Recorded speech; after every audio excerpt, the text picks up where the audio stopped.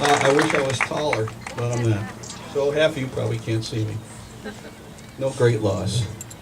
I'm Steve Churchill. I come from Seneca County, and I'm a county legislator. And we did pass a resolution a year ago opposing the LPG storage in Seneca Lake.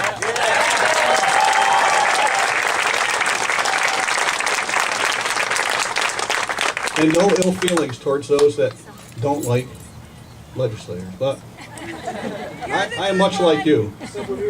We are.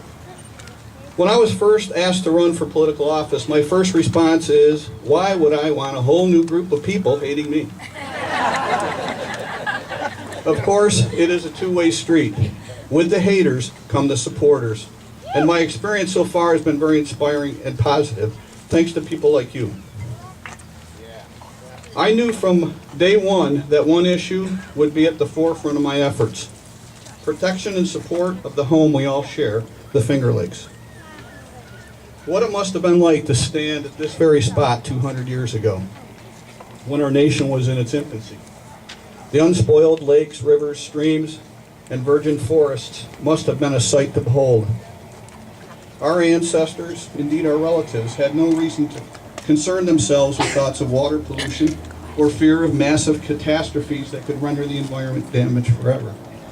Most likely they experienced what they believed to be life within an endless bounty of natural resources. They were indeed blessed in abundance. Today, in the early 21st century, we too are blessed.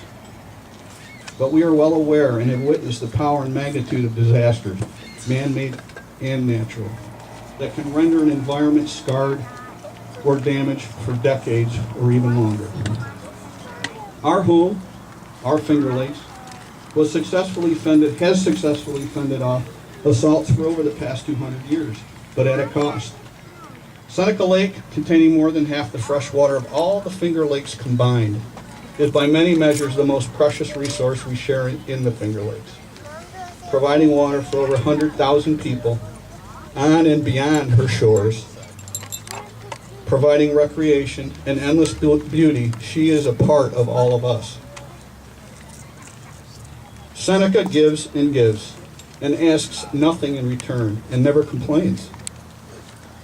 But she, our lake,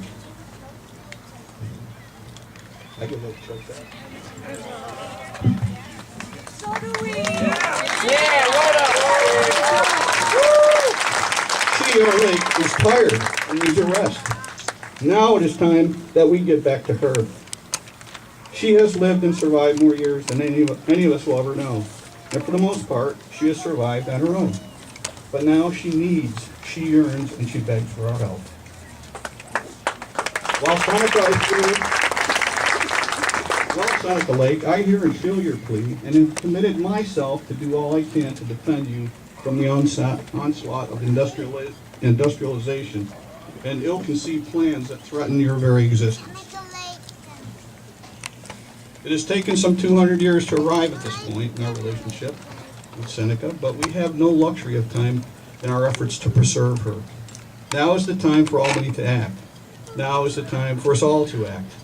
To Governor Cuomo, DEC Commissioner Martens, and all elected officials of the Finger Lakes in New York State, I know that you too share my love for this region and want to protect and defend all the resources of our great state. But today we need your focus to be on the grand old lady of the Finger Lakes, which is Seneca Lake. Don't let her live another day under the threat of mass industrialization, contamination, and possibly death. It wouldn't be the first lake that man has killed. Rather, as elected officials, let us all pledge to turn the tide, repel such threats, and work together to restore, revitalize, and protect Seneca Lake in our future.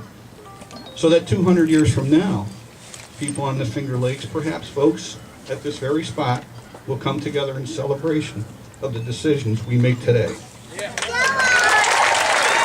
Thank you.